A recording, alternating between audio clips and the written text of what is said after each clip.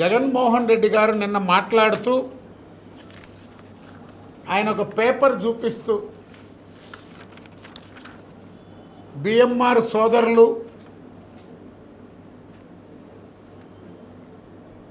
Boat చోరీకి సంబంధించిన call data అని చెప్పి నిన్న చూపించారు. ఏముందయా దీంట్లో జగన్మోహన్ రెడ్డి అని అడుగుతున్నాం.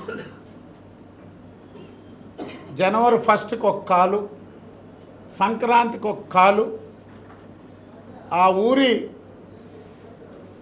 కాపు బోట్ల చోరీలో ముద్దాయి కాపు ఫిబ్రవరి 28వ తారీఖున ఆ ఊర్లో జరిగే గ్యాంబ్లింగ్ మీద క్రికెట్ బెట్టింగ్ల రాకెట్ ఆ గ్రామంలో నుంచి నడుపుతున్నారని జిల్లా ఎస్పీ గారు ఇతర రాష్ట్రాల నుంచి కొంతమంది కావలి వైఎస్ఆర్ కాంగ్రెస్ పార్టీ అక్కడ నుంచి నడుపుతుందని పోలీసు పోయి రైడ్ చేసి అరెస్టులకు వెళ్తే ఆ గ్రామంలో సమస్య తలెత్తితే నాకు చేశారు, ఎమ్మెల్యే కృష్ణారెడ్డితో చేశారు, ఎంపీకి చేశారు.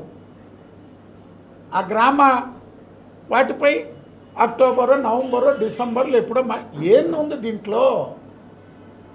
నువ్వు ఒక కాగితం చూపించి కాల్ డేటా, ఒక మాజీ ముఖ్యమంత్రివి, నువ్వు ఒక మాజీ ముఖ్యమంత్రివి, ఒక కాల్ డేటా చూపించి ఒక పేపర్ అబ్స్ట్రాక్టు ఏదేదో చెప్పావు. లోకేష్ బాబు బేదా సోదరులు కలిసి ఈ బోట్ల చోరీకి కుట్ర బన్నారని బేదా మస్తాన్ రావు గారు చాలా స్పష్టంగా కేంద్ర ప్రభుత్వాన్ని, రాష్ట్ర ప్రభుత్వాన్ని కోరాడు. దీని మీద విచారణ చేయించండి, నా పరువు ప్రతిష్టలకి సంబంధించిన సమస్య, నా క్రెడిబిలిటీ 40 సంవత్సరాల్లో ఏనాడు కూడా నేను వారికి సహాయపడ్డాను, వారు నాకు సహాయపడ్డారు అని పదే పదే చెప్పుకుంటూ గ్రామాలందరికీ విజ్ఞప్తి చేసుకున్నాడు, ప్రభుత్వాలకు విజ్ఞప్తి చేసుకున్నాడు. ఒక పేపర్ చూపించి నోటుకొచ్చినట్టు మాట్లాడిపోయాడు. వాడొక ఎంపీ, వీడొక ఎమ్మెల్యే. నువ్వెవడవాయ్? నువ్వు మాజీ ముఖ్యమంత్రివే కదా, నువ్వు ఎమ్మెల్యేవే కదా, అనలేమా మేము? నువ్వెవడవాయ్ గొట్టాం అని మేము అనలేమా? కానీ అనం, మా సంస్కారం. కాల్ డేటా అంటే మీ కుటుంబానికి ఊడిగం చేసిన, నీ కుటుంబానికి ఊడిగం చేసిన, తన అన్న ముఖ్యమంత్రి కావడానికి జీవితాంతం పనిచేసిన వైఎస్ రాజశేఖర్ రెడ్డి సోదరుడు వైఎస్ వివేకానంద రెడ్డిని చంపి ఎవరికి వచ్చింది తొలికాలు? నీ సతీమణికయ్యా, భారతీరెడ్డికి. అది కాల్ అంటే ఎవరికి తెలిసింది? ముందు ఎవరికి తెలిసింది? నీకు అజయ్ కల్లాం రెడ్డికి, ఉమారెడ్డి వెంకటేశ్వర్ల గారికి ఏకోజాం మీటింగ్ జరిగితే మీకు కాల్ వచ్చింది. కాల్ అంటే అట్టాటి కాల్ అనుకున్నావు. మా గ్రామాలు వాళ్ళేదో పనుల మీద జనవరి 1కి విషెస్ చెప్తే, సంక్రాంతికి విషెస్ చెప్తే వాడొక ఎంపీ, వీడొక ఎమ్మెల్యే, చంద్రబాబు కొడుకు. ఇప్పుడే చెప్పాడు మా గిరిరెడ్డి, నీకు ఈ స్థాయికి రావడానికి కారకుడే చంద్రబాబు నాయుడు గారు కొడుకే, ఆ లోకేషే. నువ్వు బెంగళూరులో పడుకొని తుప్పటి కప్పుకొని ఏడ్చేదానికి కారకుడే నారా లోకేష్ గారు. నేను ఒక్కటే, జగన్మోహన్ రెడ్డి గారి లాగా సంస్కారహీనులుగా మేము మాట్లాడం. తన తల్లి శీలాన్ని, తన తల్లి శీలాన్ని, తన చెల్లి శీలాన్ని,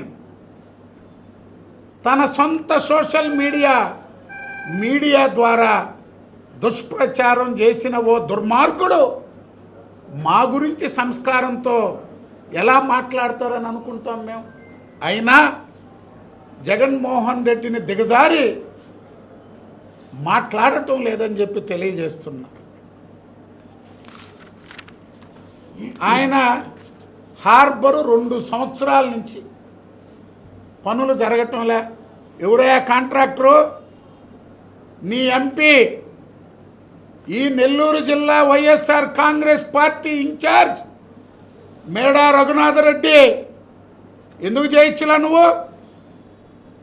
మేడా రఘునాథరెడ్డి చేత నీ ఎంపీ, నెల్లూరు జిల్లా వైఎస్ఆర్ కాంగ్రెస్ పార్టీ ఇన్ఛార్జ్ మేడా రఘునాథరెడ్డి చేత ఎందుకు పనులు పూర్తి చేయించలా?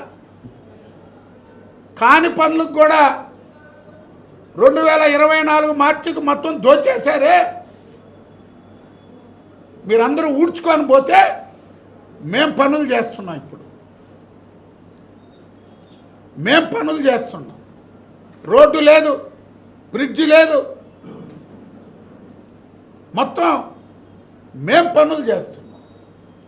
మీ ఎంపీ మేడా రఘునాథరెడ్డి పనులు చేయకపోతే ఎవరు దానికి కారణం? చెయ్యి. జోలదిన్న ఫిషింగ్ హార్బరు నువ్వు ఇచ్చిన ఎన్నికల అప్పుల్లో, 2019 ఎన్నికల అప్పుల్లో నువ్వు ఇచ్చిన హార్బర్లో విజిలెన్స్ ఎంక్వైరీకి నువ్వు సిద్ధమా? నీ ఎంపీ ఆ ఫిషింగ్ హార్బర్లు ఎలా నిర్మించాడో వాటి మీద విజిలెన్స్ ఎంక్వైరీకి నువ్వు సిద్ధమా జగన్ అని అడుగుతున్నా. నీ ఎంపీ పని చేయకపోతే ఎవడే దానికి? ఏడొచ్చి మమ్మల్ని నోటికొచ్చినట్టు మాట్లాడి 2 సంవత్సరాల పని పూర్తి చేయలా. నేను నీకు నెల ముందే ఛాలెంజ్ చేశాను. 1250 కోట్లు ఆయన తెచ్చిపెట్టేవాడంట. నీ 5 సంవత్సరాల ముఖ్యమంత్రి హయాంలో జగన్ ఒక్క బోట్ ఇచ్చావా? జగన్ ఒక్క వలిచ్చావా? ఒక్క తెప్పిచ్చావా? ఒక సైకిల్ ఇచ్చావా? ఒక ఐస్ బాక్స్ ఇచ్చావా? ఒక మోపెడ్ ఇచ్చావా? నువ్వా తెలుగుదేశం పార్టీని, చంద్రబాబు నాయుడు గారిని, నారా లోకేష్ గారిని గురించి వార్నింగ్లు ఇస్తావా?